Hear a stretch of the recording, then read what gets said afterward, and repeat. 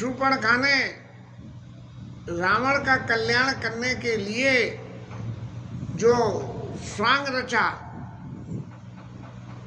सही मायने में तो स्वांग ही कहा जाएगा, कि पहले तो उसने धर्म नीति का उपदेश दिया और धर्म नीति का उपदेश देने के बाद में सबसे पहले तो उसने तामसी वृत्ति अपनाई कि उनके संग में एक सुंदर स्त्री है और राक्षसों की वीकनेस तो जो है सुंदर स्त्री देख के ही हो जाती है। राक्षस क्या, देवताओं की भी नीति कौन सी सही है। और फिर उसने धर्म उपदेश की तरह से उपदेश करा, जैसे बहुत बड़ी धर्म की ज्ञाता हो।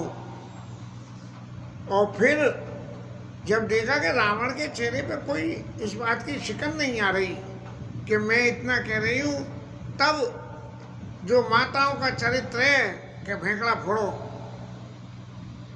बहु प्रकार कई रोई, खूब तरह से रो रो के है हु हा करे, और रावण को चैलेंज और कर दिया कि तो ही जियत दस कंधर, अरे तेरे जीते रहते हुए और मेरी ऐसी दुर्गति। ये तो शूर्पणखा की बात रही। लेकिन ये भगवत कृपा की एक बात का अनुभव कल रात सोते में हुआ। कहाँ भगवान, क्योंकि सोते वक्त में गए कल की कथा को मैंने दोबारा सुना, और खास करके इसलिए सुनना पड़ता है कि कोई बात ऐसी तो ना कह दी कि जो बात रामायण के सार्थक अर्थ में सही नहीं बैठ रही हो। अब चूंकि बोलते वक्त तो पता लगता नहीं, तो दोबारा सुननी पड़ती है। तो शूर्पणखा ने जो उपदेश करा है,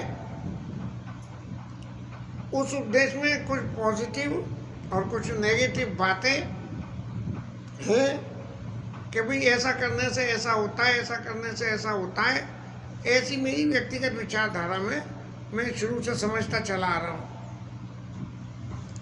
लेकिन रात कथा सुनते में जब सोए तब इसका सही अर्थ समझ में आ गया कि राजनीति बिनु धन बिनु धर्मा, हरा हरि समर बिनु सत्कर्मा। मैंने रावण को ये समझाना चाह रही है कि क्या चीज होने से और क्या चीज रहती है या चली जाती है, इस तरह से। तो उसने सारी जो क्या क्या चीज़ें चली जाती है इनका ब्यौरा दिया, और इस ब्यौरे में सबसे पहली बात, क्योंकि रावण महाराज राजा थे, तो अगर नीति नहीं होगी तो राज्य चला जाएगा। और धन बिनु धर्मा, बस यहाँ सबसे बड़ी जो है कल घपला हो गया कि कल कथा में ऐसा प्रसंग में मुंह से निकला कि बिना धर्म के धर्म नहीं हो सकता, जो कि सर्वथा गलत है। धर्म तो हृदय में धारण करने की जिन्स है। कल भी ये बात आई थी कि धारण करने की है, लेकिन पता नहीं कैसे जो है ये भूल हो गई कल। धर्मिनु धर्मा का अर्थ है कि यदि आप धर्म के रास्ते पे नहीं चलोगे तो आपका धन भी चला जाएगा। सबसे बड़ी इंपॉर्टेंट बात ये थे। और हरि समर्पे बिनु सत्कर्मा, कर्म करो, और कर्म करने के बाद उसका फल लेने के लिए क्या करना पड़ता है? बोले प्रभु को समर्पण कर दो, तब प्रभु फल देते हैं आपके कर्म का। दुष्ट कर्मों के लिए तो समर्पण करने का कोई प्रावधान ही नहीं है। ये तो हमारे चैतन्य महाप्रभु थे जिन्होंने जगाई महराई के पापों को स्वीकार करके और अपने पुण्य प्रभु को दे दिए, उनको दे दिए थे। लेकिन बाकी और किसी भी अवतार में ऐसा नहीं हुआ कि अपने दुष्कर्मों को ले जाके और जो है महाराज समर्पण कर आओ प्रभु को। राजनीति बिनु धन बिनु धर्मा, हरि समर्पे बिनो सत्कर्मा। आप जो भी सत्कर्म करते हो वो भगवान को समर्पण कर देने चाहिए। और यदि सत्कर्म भगवान को समर्पण नहीं करे तो वो करे हुए सत्कर्म भी बेकार हो जाएंगे। तीसरी बात नहीं, ये चौथी बात हो गई। और विद्या बिनु विवेक उपजाए। आप खूब पढ़ लीजिए और पढ़ने के बाद में यदि विवेक पैदा नहीं हुआ तो वो विद्या भी चली जाएगी। 2 और 2 4 ये विद्या होती है। विवेक क्या कहता है? क्या बोले 4 4 ही रहेंगे, या 4 के 5 भी किए जा सकते हैं, या 4 के 3 भी हो जाते हैं। जब तक ये विद्या नहीं आएगी आपके दिमाग में, हाँ, तब ये जो 2 और 2 4 वाली विद्या ये भी चली जाती है। कि 4 होते हैं। विद्या बिनु विवेक उपजाए और बिनु श्रम किए पढ़े और पाए।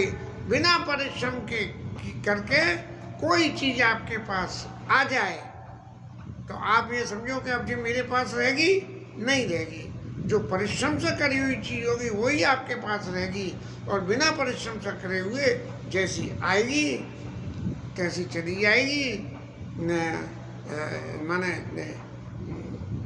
झटके में कहते ये है कि लॉटरी मत लगाओ। बोले लॉटरी में पैसा झटके में आएगा और झटके में ही चला जाएगा लॉटरी खेलने में। तो बिनु श्रम किए पढ़े और पाए। बिनु श्रम किए अगर कोई वस्तु मिल जाएगी तो वो भी चली जाएगी महाराज। और क्या होगा कि यदि किसी चीज को बिगाड़ना हो तो क्या होगा? संग त्यजति कुमंत्र तेरा जा, मान ते ज्ञान मान ते लाजा। अगर किसी यति आदमी का संग खोटा हो जाए तो वो जो है उसका यतिपना चला है। संग त्यजति कुमंत्र ते राजा। और मंत्री यदि कुमंत्री हो, जैसा रावण महाराज के संग था कि नरक पे भाल आहार हमारा, करिय कवन हुआ करिय विचारा। सुंदरकांड में जब हमला शुरू हुआ है तब वो कह रहे हैं कि नरक पे भालू आहार हमारा। नर और बंदर और भालू और मनुष्य तो राक्षसों के आहार हैं, इसलिए इन आहारों की वजह से महाराज ने हमला कर दिया लंका पे। तो हमारे लिए कौन सी ऐसी बात है? तो संग त्यजति कुमंत्र ते राजा और मान ते ज्ञान। आपको ज्ञान हो गया, आप किसी चीज को बहुत कुछ जानते हो और ये समझ लो कि मेरे बराबर कोई नहीं है। बस ये जो मान होने से आपको आगे की सीखने की सारी क्रिया बंद हो जाएंगी और तब वो ज्ञान आपके पास से चल जाएगा। आपको पूछागा नहीं, वो अपने आप को बड़ा पंडित समझते हैं। भैया पंडित समझते हैं। कोई दूसरा व्यक्ति ऐसा आ जाएगा जो तुम्हारे ज्ञान में से भी ज्ञान निकाल लेगा, क्योंकि ज्ञान का कोई अंत नहीं होता। ज्ञान अथाह समुद्र है, जितना आप चाहो, जितना जोड़ोगे, जितना खोदोगे उतना उजीता होगा। तो मानते ज्ञान और पानते लाजा। और पीने से माने दारू पीने से कह लो जो है पानते लाजा, ऐसा करने से आपकी लाज जो है, चित्त में जो छोटे बड़े का सम्मान, महिला पुरुष का सम्मान, गुरुजनों का सम्मान, समाज की परिस्थितियों का सम्मान, अपनी परिस्थिति का, अपने घर का सम्मान, ये सब चीज़ें ये मानते ज्ञान पानते लाजा, ये चीज़ें चली जाती हैं। तो कौन कौन सी रही? राजनीति और धन और सत्कर्म और जति और मंत्री और श्रमफल, ये 6 वस्तुएं रही। और आगे क्या रही? क्या ये 6 वस्तुएं तो हैं ही हैं, लेकिन जिन 2 लोगों के बीच में आपस में प्रीति है वो प्रीति भी चली जाएगी। प्रीति प्रणय बिनु मदते गुनी। यदि आपकी जिसके संग प्रीति है, समर्पण नहीं है, उसके संग में उसकी बात को मानने की गुंजाइश नहीं है। उसकी बात को सुनने को तैयार नहीं है।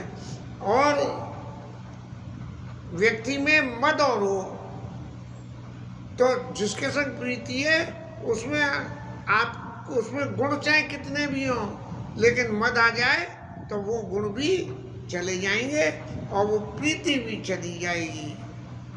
क्या कही जाए, हमारे पंडित जी महाराज इतने साल पीछे जुड़े थे, तब पता नहीं क्या उनके दिमाग में आई, कथा सुनते थे, कथा के बारे में कुछ बताते थे कि तुम कथा में यहाँ, हालांकि उन्हें कथा से मतलब नहीं था, लेकिन कथा कहने के तरीके से और इन बातों से कि क्या सही लग रहा है क्या नहीं लग रहा है, वो बताते रहते थे, कथा सुनते जरूर थे। और हमारी इसी बात से प्रीति थी उनके संग में कि जो कुछ भी है महाराज जी कुछ बताते तो हैं कथा के बारे में, तो इससे ठाकुर जी के प्रति लगाव और बढ़ेगा ही।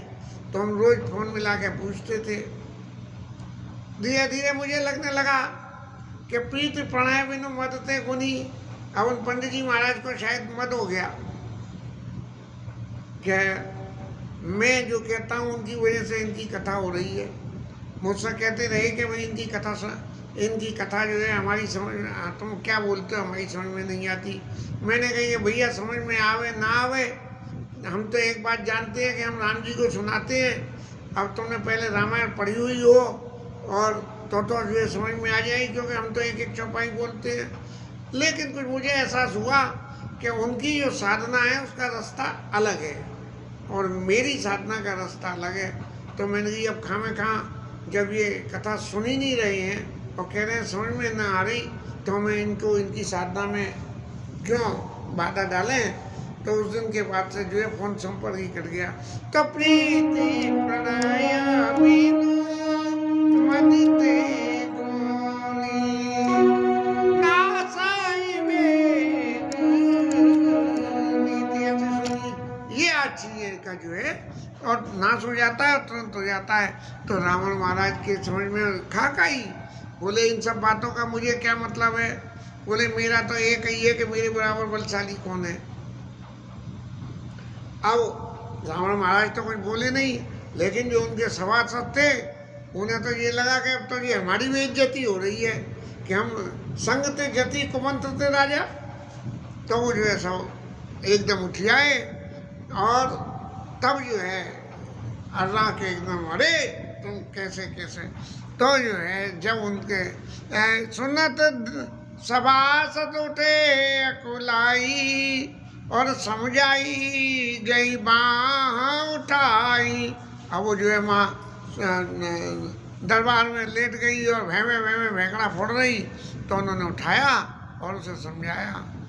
अब रावण महाराज की समझ में आई कि जब ये लोग जो है बचाने आ गए तो मुझे भी आना चाहिए। तब उन्होंने पूछी कि क्या बात है। तब उन्होंने कही, और कितना ज्ञान की उपयोगिता कितनी होती है कि वो कह रही है कि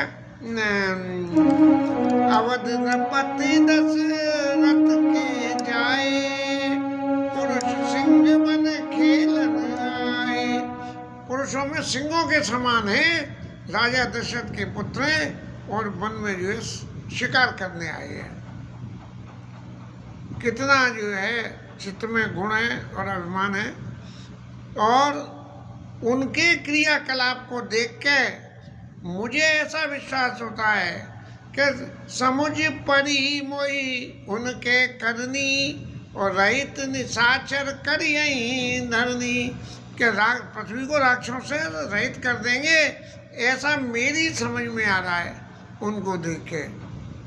और उसका कारण क्या है कि उन्होंने ऋषि मुनियों को प्रोटेक्शन दे रखा है। देखत जिनकर भुजबल पाई दशानन, अभय भय विचरत मुनि कानन। जो हमारे डर के मारे ऋषि मुनि दुबके डोलते थे, वो अब जो है बिल्कुल अभय होके और जंगलों में घूम रहे हैं कि आओ तो सही एक आध आवाज राम जी को बुलावेंगे और तुम्हारी जो है सब काम सिद्ध कर देंगे। तो इसीलिए, और उनका स्वरूप क्या है कि देखत बालक काल समाना, उन्हें देखते ही डर लग जावे। और परम धीर धनवी गुरु नाना, धनुषधारी हैं, बड़े धैर्यवान हैं और अत्यंत गुण ऐसी उनकी जो है। अब इतने गुणों को जानने के बाद भी शूर्पणखा मैया रावण की खुशामद कर रही है, फिर भी राम जी के पास नहीं जा रही है। ये प्रभु की लीला है। और अतुलित बल प्रताप दो गाता और खलवद रत सुर मुनि सुखदाता, यहाँ तक कह दिया कि वो दुष्टों का नाश कर देंगे, लेकिन अपने आप को दुष्ट मानने के लिए तैयार नहीं है। और उनका जो है एक शोभा धाम रामस नामा, ऐसे जो पुरुषार्थी व्यक्ति हैं उनका नाम राम है और शोभा के धाम है। और उनके संग जो है एक बड़ी सुंदर श्यामा स्त्री है। श्यामा माने, वैसे तो श्याम का मतलब सांवला रंग होता है, लेकिन यहाँ श्यामा माने सुंदरी से मतलब है। और रावण महाराज कोई बोले न बोले, लेकिन रावण को उकसाने के लिए रूप रास विधि सकल समारी रत सतकोट तास बलारी। अब उनने कई राक्षसी वृत्ति इनके अंदर पैदा करनी है। जैसे रावण ने कुंभकर्ण को, रावण मांगे कोटि घट मद और महिषन एक, कुंभकर्ण को जगाने के बाद खाने को दिए गए, इसकी मति राम जी के चरणों में न चली जाए। तो ऐसे ही जो है शूर्पणखा मैया ने जाके जो है कही कि रथ सतकोट तास बलहारी, करोड़ों रतियाँ उनके ऊपर में बलिहारी है, इतनी सुंदर स्त्री है। और ये तो है सो है ही है। अब वो स्त्री और उनकी तो सुंदरता का वर्णन कर दिया, लेकिन सबसे बड़ी बात ये है कि मेरे नाक कान तो उसके छोटे भाई ने काटे हैं। तो उनको तो जो है चाहे जो कुछ करो, लेकिन छोटे भाई के संग में तो पहले बदला लो। और फिर जब उनसे कहा कि मैं रावण की बहन हूँ, तो वो जो है मेरा उपहास करा। फिर मैंने जाके खरदूषण को बुलाया और उन सबको मार काट के ठिकाने लगा दिया। और फिर रावण महाराज की समझ में बात आ गई और उन्होंने जाके शूर्पणखा को समझाया कि तू चिंता मत करे और देख मैं कोई इंतजाम करता हूँ। ये सदप्रवृत्ति की बातें अंदर जाके असर करती हैं। आप कितने भी दुष्चरित्र हो, लेकिन सत्प्रवृत्तियों में जाओगे तो सत्प्रवृत्ति असर करती है। और उसका असर क्या हुआ कि रावण महाराज जो है शूर्पणखा की बात सुन के गए घर पे अपने विश्राम स्थल में और जाके अपने सोने लगे, लेकिन नींद नहीं आ रही है। और जब नींद नहीं आई तब क्या हुआ, मन में विचार करने लगे। और विचारों में क्या हुआ, अब जो सत बातें जो सुनी उनका असर ये हुआ, सुर नर असुर नाग खग माई मोरे अनुचर कहूँ को नाई। ये सृष्टि में ऐसा कौन है जो मेरा अनुचर नहीं है, मेरे अनुशासन को नहीं मानता है। तब अब ये हो कौन सकता है, ये मन में विचार करने लगे। तो बोले कहीं ऐसा तो नहीं है ये देवताओं को स्वरंजन मंजन में मारा हरे वंश लीन अवतारा, हरे भगवंत लीन अवतारा कि भगवान ने क्या जो है अवतार ले लिया। क्यों कि रावण बहुत प्रकांड पंडित था और ये जानता था कि मेरा जो शरीर है ये जिस तरह से राक्षसी वृत्ति में लिप्त है, इस राक्षसी वृत्ति में लिप्त होने की वजह से इसको भगवान ही समापन करा सकते हैं। क्यों कि वरदान में ही उनने मांगा था, हम काऊ के मरे ही न मारे और बानर मनुष्य जात दुई बारे, बंदर और मनुष्य दो को छोड़ के हम किसी के मारे मरे नहीं, ऐसा वरदान ले लिया। तो बोले अब तो कोई मारेगा नहीं, तो मारना है तो भगवान को खुद ही आना पड़ेगा। और सुरे रंजना भंजन माई बारा हरि भगवंता लीन अवतार, जो भगवंत लीन अवतारा तो में जाई बेर हथ करियो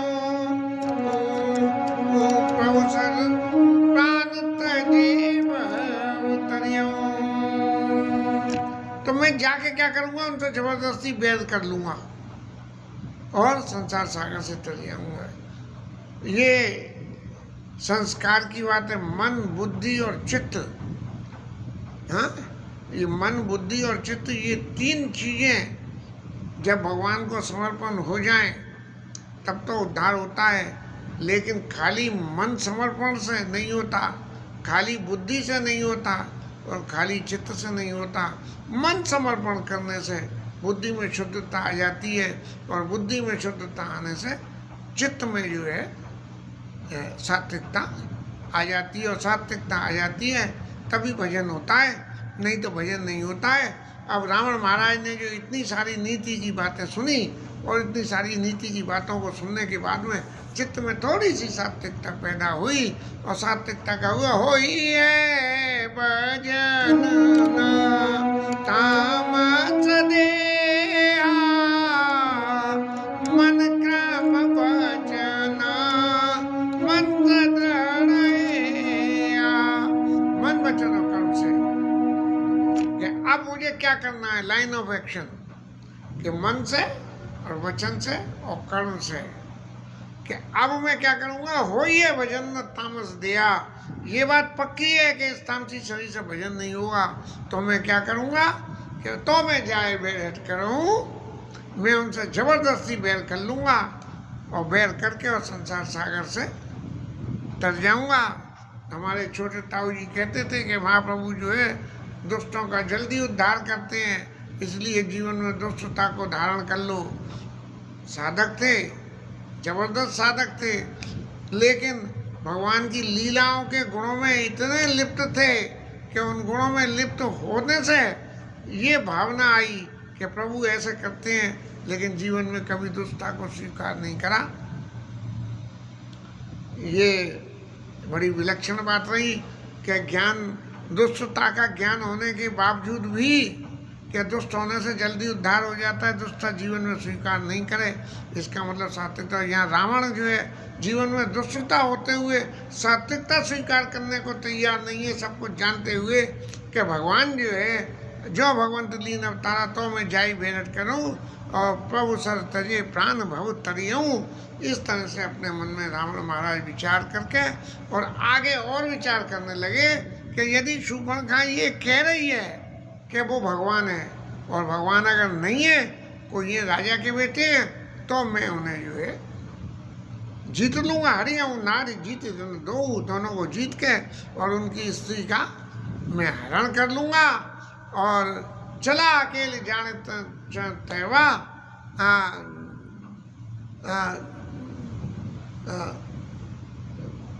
चला अकेले जान चढ़ तवा और बस मारी सिंधु तट झेवा।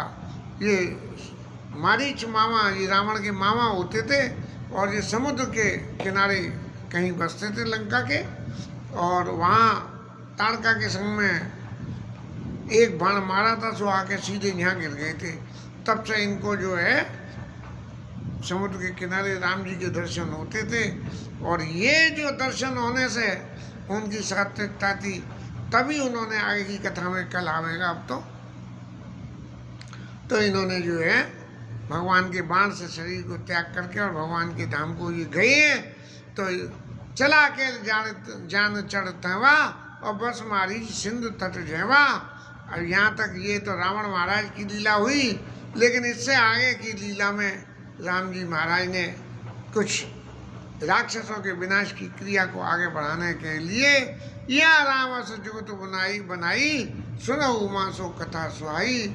शंकर जी महाराज कह रहे हैं, पार्वती जी आप सुनो कैसी सुंदर कथा की राम जी ने रचना करी है, मैं उसको बात बता रहा हूँ। और ये वक्त कौन सा हुआ, कौन सी क्रिया हुई कि जिस वक्त ये भगवान ने लीला रची, बोले उस वक्त लीला रची जब लक्ष्मण जी महाराज वन में कंदमूल फल लेने के गए हैं। तब महाराज राम जी सीता मैया से बोले हैं कि देवी आप पावक में निवास करिए और मैं कोई ललित सुंदर मनुष्यों की लीला करना चाहता हूँ, जिस कथा प्रसंग को आगे लेंगे।